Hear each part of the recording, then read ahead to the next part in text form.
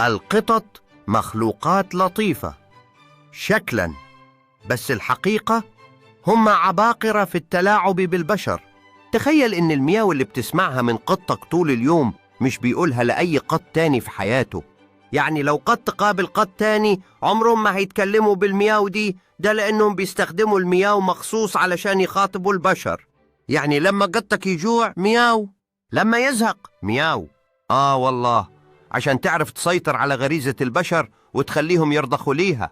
عاوز تهتم بيه؟ مياو طويلة كأنها نق نق نق.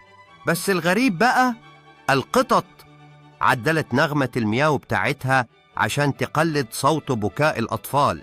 يعني قطك حرفياً بيتكلمك بلغة مخترعة مخصوص ليك، وبنغمة تلمس قلبك وتخليك تجري تفتح له علبة تونة وهو بيضحك عليك من جواه.